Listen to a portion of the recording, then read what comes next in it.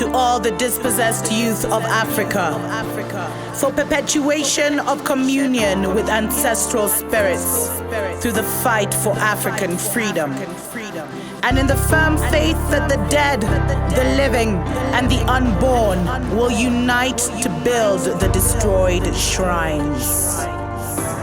Selah.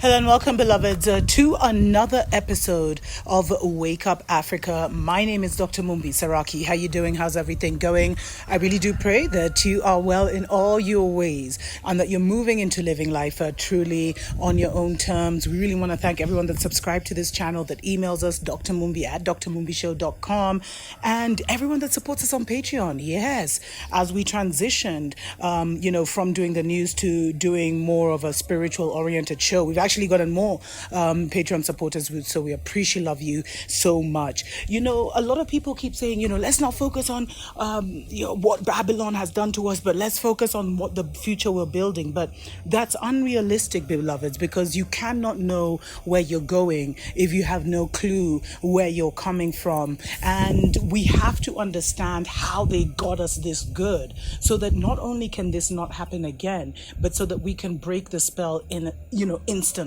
Because the world is mental, beloveds. We're spiritual beings having a human experience. So much has been done to create a mental world. But if you break down that mental world, or if you just shine a light on that a light of truth on that mental world, you will see, the physical reality will crumble, because you'll see how much of it is a lie. But there's so much that they've used emotions, because water is emotion. And so, because we were coming out of the water age, it was something where emotions were made to stick to certain philosophies, ideas, fake philosophies, fake ideas. And so it's really important that we start to break this down in our own mind, because there's so many lies we've been told, but it's like if you pull the thread on one lie, it exposes many other lies. And this is the most urgent work that we need to be doing at such a time as this. And I think one of the things that, we missed out with colonialism is that colonialism was never an invasion, a physical invasion of taking over our lands. It was a mental and spiritual invasion. But who were the Mzungus trying to conquer? I know it was all of us, but who were they really targeting? Beloveds, they targeted the children. That was their target. And we've heard the stories from the, eastern shores of Africa to the western shores of Africa. It's the same script where they came in.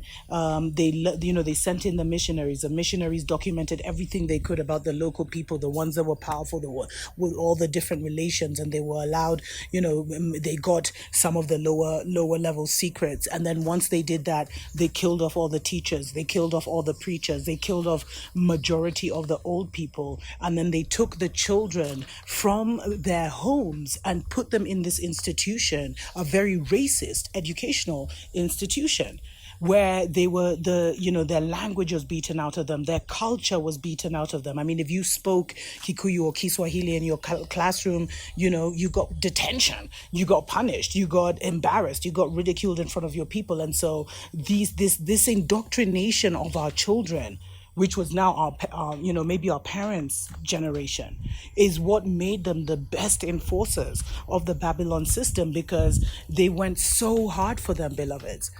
And the fact that they took them out of the education system, and it's not that it wasn't math they were teaching them. It wasn't geography or history that they taught them they taught him his story, but it was a deeper thing than that, beloveds. It was a self-hatred that they learned.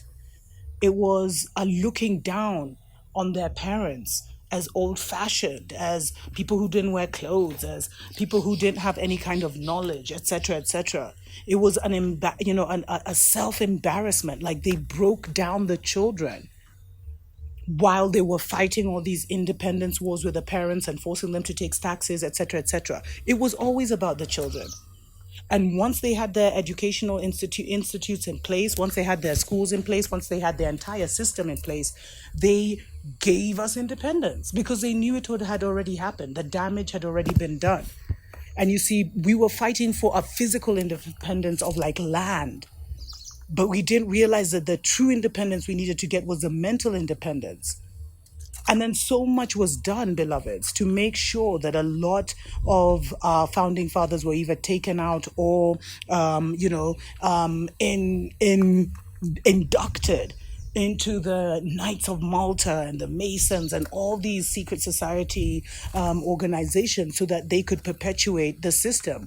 But they also, like, the curriculum was the last thing they thought of changing. And when you look at the curriculum, like a lot of the curriculum, the children are taught that they were barbaric, they were living in the forest, their ancestors, and then all of a sudden these missionaries came and taught them how to dress, taught them how to eat properly, taught them how to farm, taught them how to do this. But we had all of that, but it was totally erased. And so we lost an entire generation of elders and teachers and preachers, etc., beloveds. And it has really, really, that's why there's such a huge knowledge gap. It's not so much because they have so much of our knowledge in their, museums, etc., but it's also because they took out so many of our elders and then we didn't even know how to connect with them. And you see, now is the time, beloveds, after all those many, many, many years, now is the time when we have come back to ourselves and we now have an opportunity to communicate spiritually because we've reconnected. We now have an opportunity to communicate spiritually and reconnect with these ancestors of old, these teachers of old, and they have an opportunity to direct us. But we have to recognize, they've always been a generation or several generations ahead of us because they've always targeted and come for our children. And we can see everything, you see, because first it was about getting the children out of the communal environment where they learned so much, where they just naturally, it was an oral tradition, they picked up so many powers along the way, and getting them into these institutes which taught them nothing, dumbed them down, made them feel inferior, made them, just created a problem, like a split personality and a psychosis in them, and then created tension with the parents because now they looked at the parents looked down on the parents, literally. Hey, it's painful when you really think about it. And so now they've just gone further and further and further with that education. And they've started younger and younger and younger. And even today, even right now, it's all about the children. The future is about the children. And that's why, it's amazing because there are quite a few African countries that are changing their curriculums right now. But so much has to happen in changing education, the education system. You know what? Let's take a short break. We'll be right back. Wake up, wake up, wake up, wake up, wake up, wake up, wake up. Wake up, Africa. Welcome back, beloveds, to Wake Up Africa. My name is Dr. Mumbi Saraki. How you doing? How's everything going? I think it's very important for us to understand and understand exactly what happened, how the colonialism thing happened, how our nations were invaded, and not from his story, but from our perspective, so that we can really understand how deep this thing is, because it was mental, and it's always been mental, but we've been told, we've been kept on this physical level, fighting for diamonds and gold and land and etc., when we are the diamonds, we are the gold, we are the land. I mean, we are Eden, we are Africa. Without us, Africa doesn't exist. Africa is the people. Africa is not the diamond. The diamonds are there because of the people. The gold is there because of the people. The rubies are there because of the people. And that's the level of understanding we need to have about who we are. And it's so deep, but they came for our children. And this is how deep it is, them coming for our children, because what they did is they actually came and so, they had a slave education. And a lot of the curriculums that are being taught across Africa originated in the 1960s and 1970s. So literally our children are being taught, they're being dumbed down below their capacity, and they're being taught to, to be slaves, to basically, and that's what it was, to be able to add a few things, not think too critically, to be able to regurgitate instructions, follow instructions, etc., And there's a lot of breaking in that happens in the school system, especially the public school system. And if you think, a lot of these curriculums have not changed. But the worst thing is, they then had these colonial schools that used to cater to the overlords, you know what I mean? Those that came to control kind of the colonies, to run the colonies. And when independence happened, these now became the elite schools. And so what happened is that the children of the elite, the politicians, etc., they all started going to get the better education in a British system school. So they learned to be a Mzungu. They learned, like, if you went to a British system school, you learned British history. So you knew Prince William and King this and 1066, the Battle of Hastings. I mean, that's the kind of stuff that's in our heads. It's crazy. And you learned to be literally an overlord, but now you're an overlord over your people. And then, so, and this was seen as a privilege if you're able to get your children to go to these international schools, and then from the international schools they would go to university, and then from internationally, which would be such a great opportunity, and then they'd come back and they'd rule the masses. And so this is how they created the separation, because till today the captains of industry, those who are in charge, most of them have received a Babylon education, and not the politicians. Sometimes politicians is just greed that gets them where they are, but the people who are running most of these countries behind the scenes, the billionaires, etc., they have come from a foreign education system, and so they have a foreign mindset. So when you try and tell them Babylon did this and Babylon did that and Babylon is wrong for this, and they won't get you, because they have been cultured and trained to feel like they are superior. They've grown up in a superior system with a superior education. And because there's this disconnect where all our teachers, our preachers, etc., were taken out, they don't even have a reference point of what our knowledge looks like, of what Black power looks like, of what Black society looks like, Black governance, etc. And many of them don't go deep enough. And so, this is something that has captivated, like, the upper and middle class of most countries across Africa. And they want their children to have this foreign experience so they can come back, but they don't realize, the damage that does, especially for a lot of young Africans who end up in countries like the divided states, Germany, the divided kingdom, where it's extremely racist, or even in Asia, and they have not been prepared for that. They've kind of been protected in these private schools their whole lives, mingling with everybody, mingling with the Mzungus, mingling with the Asians, and then you go to Asia and you realize, black they don't like Black people.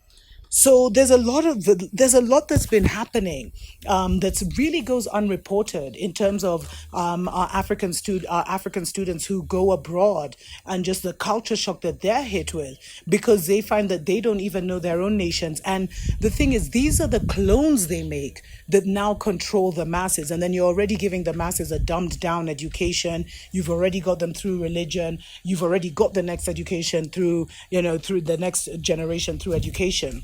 So everything must start with changing up what we're teaching our children. And I think the greatest tragedy is the fact that Babylon took away the responsibility of teaching the children from the parents. So they made you feel like, they're teaching the child everything, so you don't need to do anything extra at home. But that's a lie. Like, there's so much more you need to be doing. If your child is in a Babylon school, they need to be learning twice as much at home. They need to be having hands-on experience with gardening and planting their own food and making their own things. And they need to be exposed to Black power, Black history, etc. I actually wish I'd brought a few books. And the best thing is, beloveds, if you really can, with where we are right now with the big experiment and everything, if you really, really can, it's time to look into homeschooling or looking into community teaching, where you come together with a few experts. And I was like, I had a dream where I was just like, imagine living in a community where all these different people had their different powers and expertise, and each one would give the children an hour or two of their time. I mean, that's how education was before. Because children learn through seeing. Monkey see, monkey do. They learn through seeing, and this is what Babylon has overstood and manipulated. And so there's so much damage that's being done now in what the children are seeing the parents go through. Wearing the facial diapers, etc., because it's not even about the parents. I told you guys, the system already has the adults. What they're doing now with the crazy censorship and how they're coming hard and blocking all these things, it's all about the children. This is the world they're trying to create for the next generation. because they feel like the world for you is over. You've enjoyed the movies, you've enjoyed the discos, you've enjoyed the concerts, you've enjoyed everything. And now that world is over, and this is the world they're building for your children. And I hope that recognizing that will maybe make you realize it's not about you. It's not about your loneliness, your this, your that. It's about becoming the most powerful version of you for your children and realizing it's always been about the children. And the children now are not really children, they're the ancient ones returned. They're coming in with so many powers, so many capabilities, and their own protection. You just have to do your bit in not trying to drag them into the Babylon system. Tuko pamoja.